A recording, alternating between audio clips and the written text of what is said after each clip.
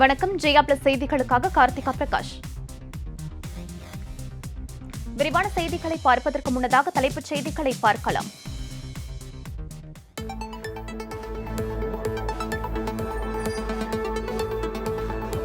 இந்தியாவில் கடந்த 24 மணி நேரத்தில் மட்டும் 28,903 பேருக்கு கொரோனா தொற்று உறுதி. தினசரி பாதிப்பு எண்ணிக்கையில் நடப்பாண்டில் இதுவே அதிகபட்சம் என்பதால் பொதுமக்களிடையே அச்சம்.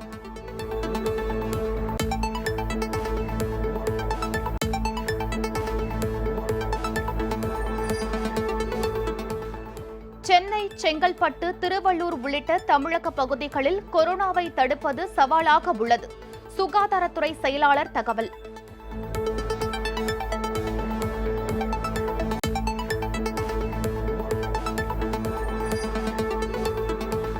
தஞ்சை அம்மாபேட்டை அரசு உதவி பெறும் பள்ளியில் மேலும் ஒரு மாணவிக்கு கொரோனா தொற்று. பெற்றோர்கள் இருவருக்கும் தொற்று பரவியதால் மாணவர்கள், ஆசிரியர்கள் மத்தியில் அச்சம்.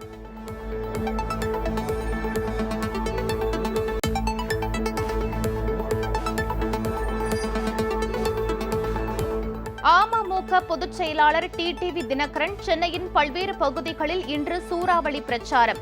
வீதி வீதியாக சென்று கூட்டணி கட்சி வேட்பாளர்களுக்கு ஆதரவு திரட்டுகிறார்.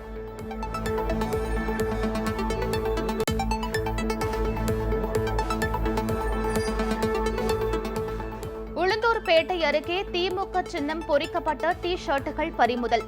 தேர்தல் பறக்கும் படை அதிரடி.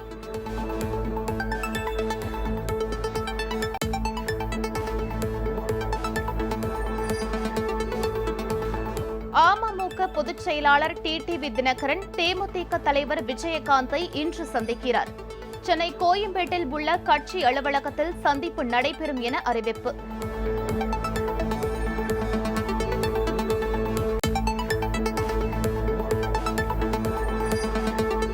ஓ பன்னீர்செல்வத்தின் மகன் காலில் விழுந்து அதிமுக வேட்பாளர் ஆசி பெற்றதால் கட்சி நிர்வாகிகள் அதிருப்தி.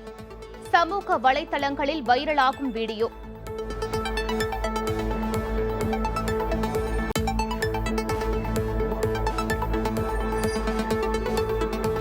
பிரதமர் மோடி வரும் 26ஆம் தேதி பங்களாதேஷ் பயணம். பேரிடர் மேலாண்மை தொடர்பாக 3 ஒப்பந்தங்கள் கையெழுத்தாக வாய்ப்பு.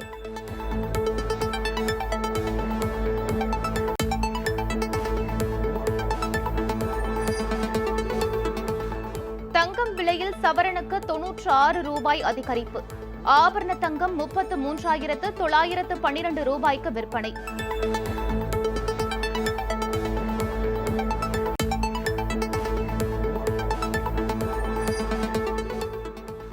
அமெரிக்காவின் அழகு நிலையங்களில் நடத்தப்பட்ட திடீர் துப்பாக்கிச் சூடு.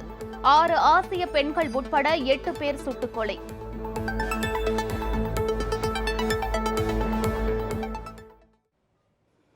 விரிவான செய்திகளை பார்க்கலாம். நாடு முழுவதும் 19 மாநிலங்களில் கொரோனா தொற்று அதிகமாகி வருவதாக தமிழக சுகாதாரத்துறை செயலாளர் திரு ராதாகிருஷ்ணன் தெரிவித்துள்ளார். சென்னை ராஜீவ்காந்தி அரசு பொது மருத்துவமனையில் கொரோனா வார்டை ஆய்வு செய்த பின் செய்தியாளர்களை சந்தித்த அவர், தமிழகத்தில் மீண்டும் ஊரடங்கு அமல்படுத்தப்படலாம் என்ற செய்திகள் வதந்தி என்றும் அதனை நம்ப வேண்டாம் என்றும் அவர் கேட்டுக் கொண்டார். அதிகாரப்பூர்வமான தகவல் என்ன? 19 மாநிலங்களில் நோய் தன்மை அதிகரித்து, தமிழ்நாட்டிலும் கடந்த மார்ச்சில் எப்படி இருந்ததோ அந்த மாதிரி படிப்படியாக ஏறுறது. ஆனால் கடந்த மார்ச்சில் இந்த மார்ச்சுக்கு ஒரு வித்தியாசம். ஏனென்றால் இப்போ நமக்கு நிறைய மருந்துகள் இருக்குது, தடுப்பூசி வந்துடுது, போன்ற அனைத்து தயார் நிலையும் இருக்குது. இல்லை அதெல்லாம் அதற்கான அதிகாரிகள் நாங்கள் இல்லைங்க. தயவுசெய்து நம்ம கன்ஃபியூஸே பண்ண வேண்டாம். வதந்திகளை நம்பாதீர்கள். ஆனால் தயவு செய்து புரிந்து கொள்ளுங்கள், நோய் ஏற்றுமுகமாக இருக்குது. பொதுமக்கள் மாஸ்க் அணிய வேண்டும். பொதுமக்கள் எந்த கூட்டமாக இருந்தாலும் மாஸ்க் அணிய வேண்டும். அதில் அதே மாதிரி நிலையான வழிமுறைகள் அனுமதிக்கப்பட்ட இடங்களில் அதை பயன்படுத்திக்கொண்டு. இந்தியாவில் கடந்த 24 மணி நேரத்தில் மட்டும் 28,903 பேருக்கு கொரோனா தொற்று உறுதி செய்யப்பட்டுள்ளது. தினசரி பாதிப்பு எண்ணிக்கையில் நடப்பாண்டில் இதுவே அதிகபட்சம் என்பதால் பொதுமக்களிடையே அச்சம் ஏற்பட்டுள்ளது. நாடு முழுவதும் குறைந்து வந்த கொரோனா பரவல் ஒரு மாத காலமாக மீண்டும் உயர்ந்து வருகிறது. மகாராஷ்டிரா, கேரளா, குஜராத், பஞ்சாப், தமிழகம், கர்நாடகா உள்ளிட்ட 19 மாநிலங்களில் கொரோனாவால் பாதிக்கப்படுவோரின் எண்ணிக்கை அதிரடியாக அதிகரித்து வருவதாக மத்திய சுகாதாரத்துறை தெரிவித்துள்ளது. இந்நிலையில் இந்தியாவில் வெகு நாட்களுக்கு பிறகு கொரோனா தினசரி பாதிப்பு எண்ணிக்கை 29,000-ஐ நெருங்கியுள்ளது. நாடு முழுவதும் கடந்த 24 மணி நேரத்தில் 28,903 பேருக்கு புதிதாக கொரோனா தொற்று உறுதி செய்யப்பட்டுள்ளது. இதனையடுத்து இந்தியாவில் கொரோனாவால் பாதிக்கப்பட்டோர் எண்ணிக்கை 1,38,38,734 உயர்ந்துள்ளது. உயிரிழப்பை பொறுத்தவரை கடந்த 24 மணி நேரத்தில் 188 பேர் மரணமடைந்து உள்ளதாகவும் மொத்த பலி எண்ணிக்கை 1,50,044 அதிகரித்துள்ளதாகவும் மத்திய சுகாதாரத்துறை அமைச்சகம் தெரிவித்துள்ளது. தஞ்சை மாவட்டம் அம்மாபேட்டையில் செயல்படும் அரசு உதவி பெறும் பள்ளியில் மேலும் ஒரு மாணவிக்கும் பெற்றோர்கள் இருவருக்கும் கொரோனா தொற்று உறுதி செய்யப்பட்டுள்ளது. அம்மாபேட்டையில் உள்ள அரசு உதவி பெறும் தனியார் பள்ளியில் மாணவி ஒருவருக்கு கொரோனா தொற்று கண்டறியப்பட்டதால் அந்த பள்ளியில் படிக்கக்கூடிய 1079 மாணவிகள் மற்றும் 36 ஆசிரியைகளுக்கு கொரோனா பரிசோதனை மேற்கொள்ளப்பட்டது. இதில் 56 மாணவிகள் மற்றும் ஒரு ஆசிரியைக்கு கொரோனா உறுதி செய்யப்பட்டு அரசு மருத்துவமனையில் சிகிச்சைக்காக சேர்க்கப்பட்டனர். கொரோனா தொற்று மேலும் பரவாமல் இருக்க பாதிக்கப்பட்ட மாணவிகளின் பெற்றோர்கள், தொடர்பில் இருந்தவர்கள் மற்றும் மாணவிகள் வரக்கூடிய 24 கிராமங்களில் 1500க்கும் மேற்பட்டோர் பரிசோதனைக்கு உட்படுத்தப்பட்டனர். இதில் மாணவிகளின் பெற்றோர்கள் 9 பேருக்கு நேற்று கொரோனா தொற்று உறுதி செய்யப்பட்டது. இந்நிலையில் இன்று மேலும் ஒரு மாணவி மற்றும் 2 பெற்றோர்களுக்கு கொரோனா உறுதி செய்யப்பட்டுள்ளது. இதன் மூலம் இந்த பள்ளியில் கொரோனாவால் பாதிக்கப்பட்டவர்களின் எண்ணிக்கை 69ஆக அதிகரித்துள்ளது. அம்மா மக்கள் முன்னேற்றக் கழக கூட்டணி வேட்பாளர்களை ஆதரித்து கழக பொதுச் செயலாளர் திரு டிடிவி தினகரன் தமிழகம் எங்கும் சூறாவளி சுற்றுப்பயணம் மேற்கொள்கிறார். சென்னையின் பல்வேறு பகுதிகளில் இன்று பிரச்சாரம் செய்கிறார். இதய தெய்வம் புரட்சித் தலைவி அம்மாவின் உண்மையான நல்லாட்சியை ஏற்படுத்திட அம்மா மக்கள் முன்னேற்றக் கழகத்தின் தலைமையிலான கூட்டணியில் போட்டியிடும் அனைத்து வேட்பாளர்களுக்கும் மக்களிடம் ஆதரவு கேட்டு கழக பொதுச் செயலாளர் திரு டிடிவி தினகரன் சூறாவளி சுற்றுப்பயணம் மேற்கொண்டு வருகிறார். அதன் தொடர்ச்சியாக இன்று மாலை 4 மணிக்கு மயிலாப்பூர் மாங்கொள்ளையில் தனது தேர்தல் பிரச்சாரத்தை திரு டிடிவி தினகரன் தொடங்குகிறார்.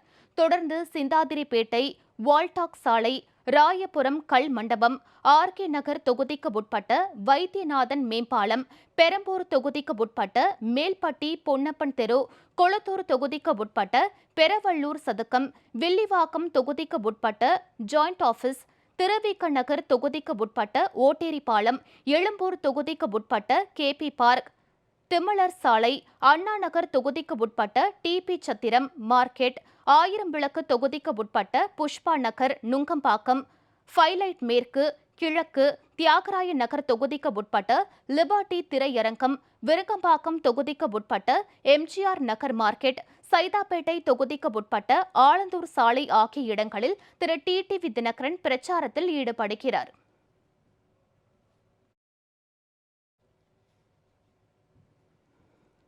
தேர்தல் விதிமுறைகளை மீறி வேட்புமனு தாக்கல் செய்ய வந்த ஆத்தூர் தொகுதி திமுக வேட்பாளர் பெரியசாமியின் ஆதரவாளர்கள் போலீசாருடன் கடும் வாக்குவாதத்தில் ஈடுபட்டதால் பரபரப்பு ஏற்பட்டது.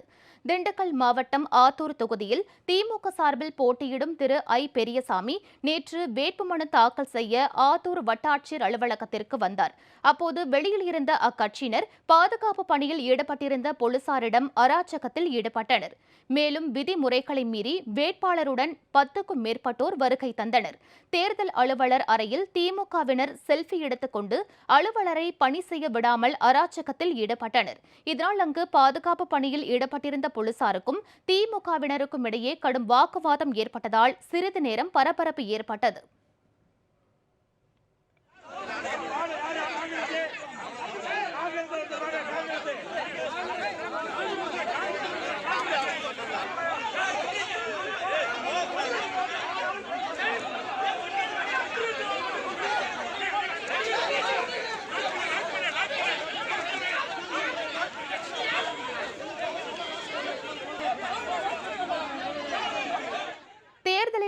போட்டியிட வேட்புமனு தாக்கல் செய்யும் போதே திமுகவினர் அராஜகத்தில் ஈடுபட்டு வரும் நிலையில் தப்பி தவறி ஆட்சிக்கு வந்துவிட்டால் நிலைமை என்னவாகும் என பொதுமக்கள் அச்சத்தில் உறைந்துள்ளனர்.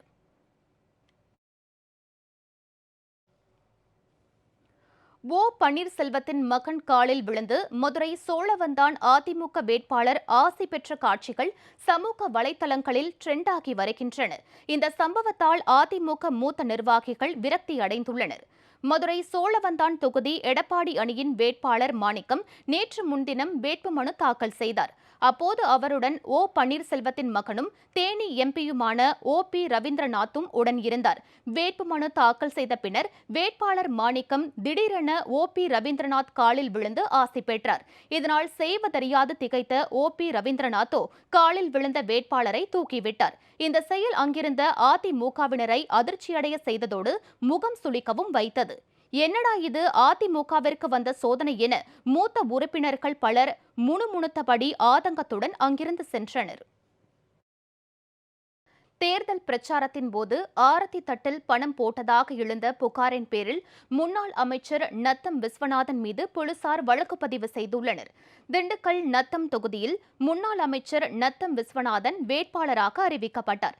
இதனையடுத்து அவர் தொகுதி முழுவதும் சூறாவளி பிரச்சாரத்தில் ஈடுபட்டுள்ளார். நேற்று முன்தினம் கீழ்நத்தம் பகுதியில் பிரச்சாரத்தில் ஈடுபட்ட அவருக்கு பெண்கள் ஆரத்தி எடுத்தபோது ஆரத்தி தட்டில் அவரது ஆதரவாளர்கள் பணம் வழங்கினர். மேலும் வாக்கு சேகரிப்பின் போது நத்தம் விஸ்வநாதன் தனது பாக்கெட்டில் இருந்து வாக்காளர்களுக்கு பணத்தை எடுத்து வழங்கினார். இது தொடர்பான வீடியோ காட்சிகள் சமூக வலைதளங்களில் வெளியாகி பெரும் பரபரப்பை ஏற்படுத்தின. இதனையடுத்து எதிர்க்கட்சி உறுப்பினர்கள் மாவட்ட தேர்தல் அதிகாரிகளிடம் இதுகுறித்து புகார் தெரிவித்தனர். இதன் அடிப்படையில் தேர்தல் கண்காணிப்பு குழு தலைவர் மைக்கேல் ஆரோக்கியராஜ் புகார் அளித்திருந்தார். இதனைத் தொடர்ந்து முன்னாள் அமைச்சர் நத்தம் விஸ்வநாதன் மீது குற்றவியல் நடைமுறை சட்டம் பிரிவு 171(e) கீழ் நத்தம் போலீசார் வழக்கு பதிவு செய்தனர். ஸ்ரீரங்கம் தொகுதி எடப்பாடி அணியின் வேட்பாளர் கோபா கிருஷ்ணன் மீது 4 பிரிவுகளில் போலீசார் வழக்கு பதிவு செய்துள்ளனர். ஸ்ரீரங்கம் சட்டமன்ற தொகுதியில் போட்டியிடும் எடப்பாடி அணியின் வேட்பாளரான கோபா கிருஷ்ணன் நேற்று முன்தினம் ஸ்ரீரங்கம் வட்டாட்சியர் அலுவலகத்தில் வேட்புமனுவை தாக்கல் செய்தார்.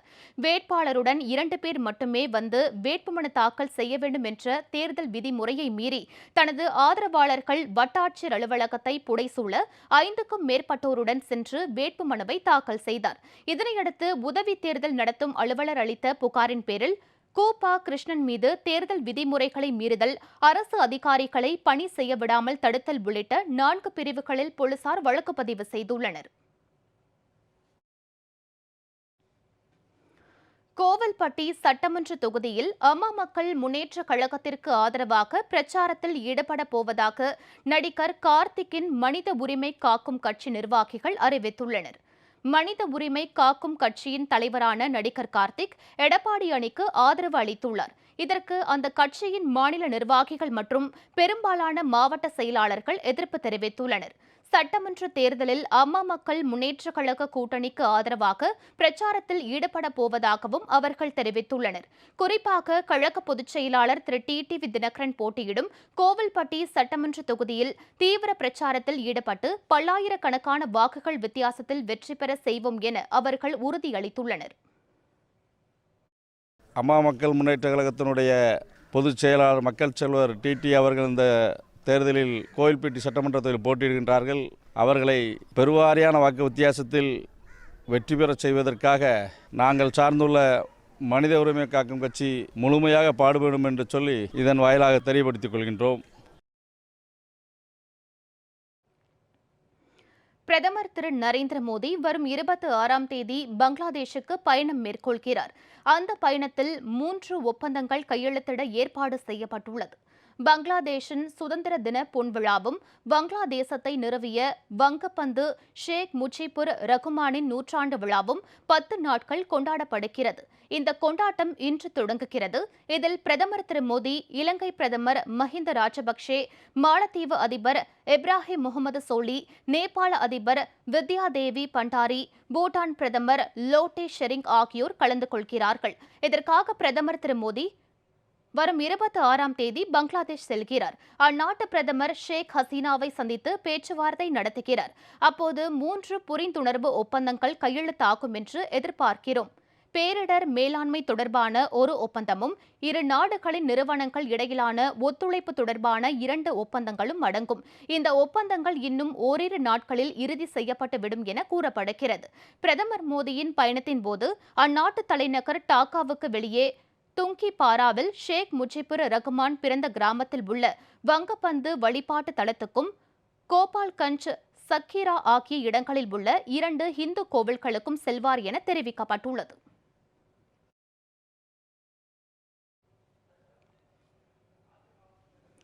மும்பையில் முகேஷ் அம்பானி வீட்டருகே வெடிபொருட்களுடன் கார் நிறுத்தப்பட்ட விவகாரம் இந்தியாவின் மிகப்பெரிய பணக்காரரின் குடும்பம் பாதுகாப்பு இல்லாமல் இருப்பது போன்ற தோற்றத்தை உருவாக்குவதற்காக நிகழ்த்தப்பட்ட நாடகமாக இருக்கலாம் என கூறப்படுகிறது. ரிலையன்ஸ் நிறுவன தலைவர் முகேஷ் அம்பானியின் வீட்டருகே கடந்த மாதம் 25ஆம் தேதி வெடிபொருட்களுடன் கார் ஒன்று நிறுத்தப்பட்டிருந்தது. இதையடுத்து காரின் உரிமையாளர் ஹிரேன் மன்சுக் என்பவரை பிடித்து போலீசார் விசாரணை மேற்கொண்டனர். அப்போது அவர் தனது கார் திருடப்பட்டதாகவும் காவல் நிலையத்தில் புகார் அளித்திருப்பதாகவும் தெரிவித்தார். இந்த நிலையில் அவர் கடந்த 5ஆம் தேதி தானி அருகே நீரோடை ஒன்றில் சடலமாக மீட்கப்பட்டார். அவருடைய மரணம் சந்தேகத்தை எழுப்பிய நிலையில் ஹிரேன் தனது காரை மும்பை காவல்துறை குற்றப்பிரிவு உதவி ஆய்வாளர் சச்சின் வச்சேவிடம் கடந்த ஆண்டு நவம்பர் மாதம் தந்ததாகவும் அந்த காரை இந்த ஆண்டு பிப்ரவரி முதல் வாரத்தில் அவர் திரும்ப தந்ததாகவும் ஹிரேனின் மனைவி தெரிவித்தார். இதையடுத்து சச்சின் வச்சேவிடம் 12 மணி நேரம் விசாரணை நடத்திய தேசிய புலனாய்வு முகமை அவரை கடந்த சனிக்கிழமை கைது செய்தது. மேலும் மும்பை காவல்துறையைச் சேர்ந்த 7 பேரிடம் தொடர் விசாரணை நடைபெற்று வருகிறது. இந்நிலையில் இந்தியாவின் மிகப்பெரிய பணக்காரரின் குடும்பம் பாதுகாப்பு இல்லாமல் இருப்பது போன்ற தோற்றத்தை உருவாக்கவே முகேஷ் அம்பானி வீட்டருகே வெடிபொருட்களுடன் கார் நிறுத்தப்பட்டு நாடகம் நிகழ்த்தப்பட்டதாக கூறப்படுகிறது. மும்பை காவல் ஆணையர் பரம்பீர் சிங் அறிவுறுத்தலின் பேரில் இந்த நாடகத்தை உதவி ஆய்வாளர் சச்சின் வச்சே நடத்தியதாகவும் ஆனால் அவர்கள் திட்டமிட்டபடி சம்பவங்கள் நடைபெறவில்லை என்றும் கூறப்படுகிறது.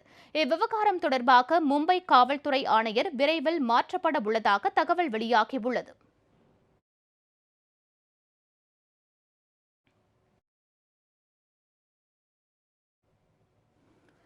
விழுப்புரம் மாவட்டம் மேல்மலையனூரில் உள்ள பிரசித்தி பெற்ற அங்காள பரமேஸ்வரி அம்மன் கோவிலில் நடைபெற்ற தீமிதி திருவிழாவில் ஆயிரக்கணக்கான பக்தர்கள் அக்னி குண்டம் இறங்கி நேர்த்திக்கடன் செலுத்தினர்.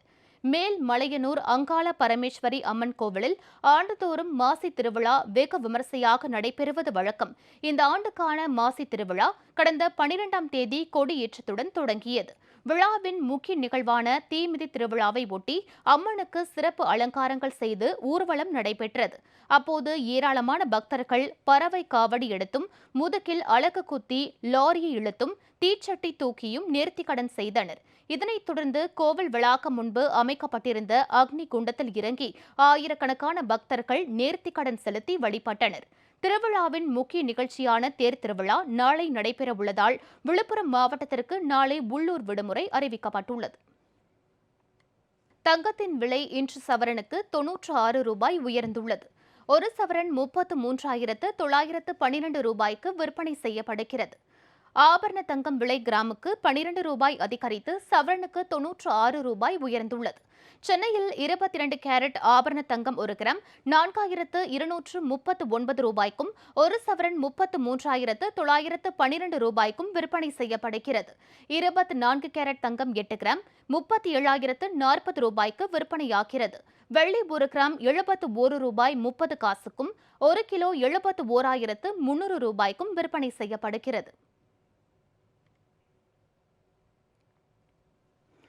இந்திய பங்குச்சந்தைகள் இன்று காலை உயர்வுடன் தொடங்கின. மும்பை பங்குச்சந்தை குறியீட்டு எண் சென்செக்ஸ் 42 புள்ளிகள் உயர்ந்து 50,321 புள்ளிகளாகவும், தேசிய பங்குச்சந்தை நிப்டி 14 புள்ளிகள் அதிகரித்து 14,895 புள்ளிகளாகவும் இருந்தன.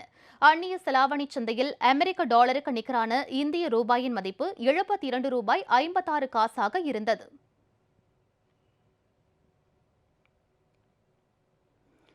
சீர் மரபினரை டிஎன்டி பிரிவினராக அறிவித்து அரசாணை வெளியிடாத அதிமுகவுக்கு எதிர்ப்பு தெரிவிக்கும் வகையில் அக்கட்சிக்கு எதிராக பிரச்சாரம் மேற்கொள்ளப்பட்டு வருகிறது. மிக பிற்படுத்தப்பட்ட வகுப்பான எம்பிசி பிரிவில் இருந்து சீர் மரபினரை பிரித்து டிஎன்டி பிரிவாக தமிழக அரசு அறிவிக்க வேண்டும் என வலியுறுத்தி பல்வேறு கட்ட போராட்டங்கள் நடத்தப்பட்டு வந்தன. ஆனால் சீர் மரபினர் நலச்சங்கத்தினரின் கோரிக்கையை அதிமுக அரசு புறந்தள்ளியதாக குற்றச்சாட்டு எழுந்தது. இதன் எதிரொலியாக வரும் தேர்தலில் அதிமுகவுக்கு எதிராக அச்சங்கத்தினர் தென் மாவட்டங்களில் பிரச்சாரங்களில் ஈடுபட்டு வருகின்றனர். கோவில்பட்டி சட்டமன்ற தொகுதிக்கு உட்பட்ட இலந்தைக்குளம், திருமங்கலம், குறிச்சி, பன்னீர்குளம் உள்ளிட்ட கிராமங்களில் சீர் மரபினர் நலச்சங்கத்தினர் அதிமுக அரசுக்கு எதிராக பிரச்சாரத்தில் ஈடுபட்டனர். அப்போது திருமங்கலம், குறிச்சி கிராமத்தைச் சேர்ந்தவர்கள் அதிமுகவிற்கு வாக்களிக்க மாட்டோம் என உறுதியளித்தனர். உரிமையை பறித்து ஒற்றை சமூகத்துக்கு வழங்கிய அஇஅதிமுக அரசை கண்டித்து எங்கள் மக்கள் அதிகம் வசிக்கும் பகுதிகளில் நாங்கள் தொடர்ந்து பிரச்சாரம் செய்கிறோம். இரட்டை இலையை வீழ்த்தணும், அஇஅதிமுகவுக்கு எங்கள் வாக்கு இல்லைன்னு எல்லா பகுதியிலும் மக்கள் சத்தியம் மேற்கொண்டுட்டு இருக்கோம். இன்றைக்கு தூத்துக்குடி பகுதியில் பிரச்சாரத்தின் போது மக்கள் சத்தியம் பண்ணியிருக்காங்க, இரட்டலைக்கு வாக்களிக்க மாட்டோம் அப்படின்னு. இந்த நேரத்தில் சீர்மரபின மக்களுடைய கோரிக்கையை நிறைவேற்றுவதாக தேர்தல் வாக்குறுதி அளித்த அம்மா மக்கள் முன்னேற்ற கழகத்தின் பொதுச் செயலாளர் அண்ணன் டிடிவி அவர்களுக்கு நாங்கள் நன்றிகளை தெரிவித்துக் கொள்கிறோம். அது எங்களுக்கு ஆறுதலாக இருக்குது. வரும் தேர்தலில் இரட்டலையை வீழ்த்துவோம், அது ஒன்றே எங்களுடைய குறிக்கோள். தொடர்ந்து எங்களுடைய பிரச்சாரம் நடைபெறும்.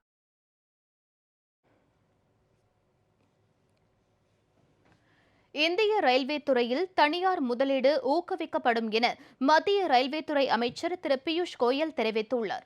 நாடாளுமன்றத்தில் ரயில்வே துறை தனியார் மயமாக்கப்படுவது தொடர்பாக எதிர்க்கட்சிகள் எழுப்பிய கேள்விக்கு பதிலளித்து பேசிய திரு பியூஷ் கோயல், இந்திய ரயில்வே ஒருபோதும் தனியார் மயமாக்கப்படாது என தெரிவித்தார். எனினும் ரயில்வே துறையில் தனியார் முதலீடு ஊக்குவிக்கப்படும் என அவர் கூறினார்.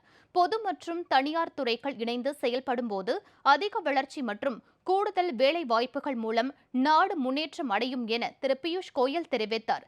ரயிலில் பயணம் செய்யும் பயணிகளின் பாதுகாப்பில் கவனமுடன் செயல்பட்டு வருவதால் கடந்த 2 ஆண்டுகளில் ரயில் தொடர்பான விபத்துகளில் உயிரிழப்பு ஏற்படவில்லை என்றும் அவர் பெருமையுடன் குறிப்பிட்டார்.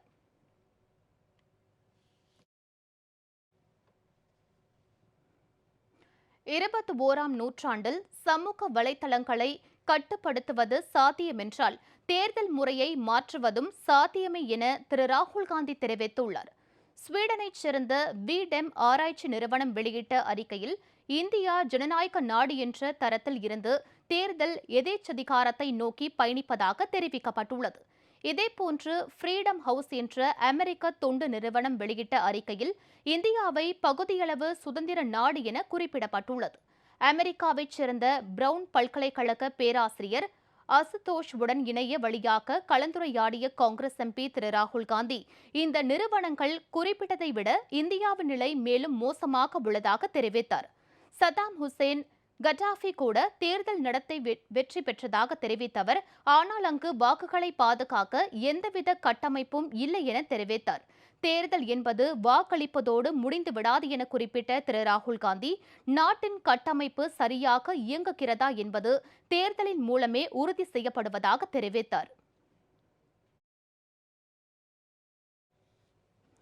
செங்கல்பட்டு சட்டமன்ற தொகுதியில் அமமுக வேட்பாளராக போட்டியிடும் டாக்டர் சதீஷ்குமார் சிங்கப்பெருமாள் கோவிலில் உள்ள பெரிய பாளையத்து அம்மன் ஆலயத்தில் கழக சின்னமான குக்கரை வைத்து சிறப்பு பூஜை செய்து தனது பிரச்சாரத்தை தொடங்கினார். செங்கல்பட்டு சட்டமன்ற தொகுதி மக்கள் எனக்கு வாய்ப்பளித்தாங்கன்னா இந்த செங்கல்பட்டு சட்டமன்ற தொகுதியை தமிழ்நாட்டிலே முன்னிலை தொகுதியாக மாற்ற நான் நம்பிக்கை அளிக்கிறேன். இலவசங்களை கொடுத்து மக்களை ஏமாத்துற முயற்சியிலே இருக்காங்க. நிதி நிலைமை எப்படி இருக்குன்னு உங்களுக்கே தெரியும், கடனில் போயிட்டுருக்கு. அதனால் இவங்க இலவசங்களை அறிவிச்சுட்டே இருக்காங்க. எப்படி கொடுப்பாங்க? எங்கள் மக்கள் செல்வர் இலவசமே வேண்டாம், நான் மக்களை ஏமாற்ற நான் விரும்பலை, அதனால் நல்ல ஒரு வீட்டுக்கு ஒரு வேலை வாய்ப்பு கொடுக்குறாரு. அந்த வேலை வாய்ப்பே போதும், குடும்பம் கடைசிக்கும் காலத்துக்கும் சாப்பிடலாம். அந்த மாதிரி நல்ல எங்கள் தலைவர் மக்கள் செல்வர் ஏகப்பட்ட நல்ல திட்டங்கள் நல்ல திட்டங்கள்லாம் அறிவிச்சிருக்காரு. எங்கள் இந்த செங்கல்பட்டு தொகுதி மக்கள் பெருவாரியான வாக்குகள் ஜெயிக்க வைப்பாங்கன்னு நம்பிக்கை இருக்கு. அமெரிக்காவின் அட்லாண்டா நகரில் உள்ள 3 அழகு நிலையங்களில் நடைபெற்ற துப்பாக்கிச் சூட்டில் 6 ஆசிய பெண்கள் உட்பட 8 பேர் கொல்லப்பட்டனர். வடக்கு அட்லாண்டா பகுதியில் உள்ள செரோக்கி நகரில் இயங்கி வரும் அழகு நிலையத்தில் கொள்ளை நடைபெறுவதாக தொலைபேசி மூலமாக வந்த புகாரின் அடிப்படையில் காவல்துறையினர் அங்கு செல்வதற்குள் அழகு நிலையத்தில் இருந்த 3 பெண்கள் சுட்டுக் கொல்லப்பட்டனர். அங்கு விசாரணை நடைபெற்றுக் கொண்டிருக்கும் போதே அதே தெருவில் உள்ள மற்றொரு அழகு நிலையத்தில் துப்பாக்கிச்சூடு நடைபெற்றது. சில மணி நேரத்திலேயே 3 வெவ்வேறு ஸ்பாக்களில் நடைபெற்ற துப்பாக்கிச் சூட்டில் 8 பேர் கொல்லப்பட்டனர். இதில் 6 பேர் ஆசிய பெண்களாவர். இந்த 3 துப்பாக்கிச் சூட்டிற்கும் காரணம் என சந்தேகிக்கப்படும் 21 வயது நபரை காவல்துறையினர் கைது செய்தனர். துப்பாக்கிச் சூட்டிற்கான காரணம் குறித்து இதுவரை தெரியவில்லை. ஆசிய பெண்களை குறிவைத்து தாக்குதல் நடத்தப்பட்டதா என்பது குறித்தும் காவல்துறையினர் விசாரணை மேற்கொண்டு வருகின்றனர்.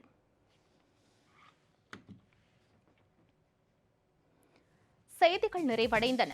அடுத்தடுத்த நிகழ்வுகளுக்கு தொடர்ந்து பாருங்கள் ஜெயா பிளஸ் தொலைக்காட்சியை.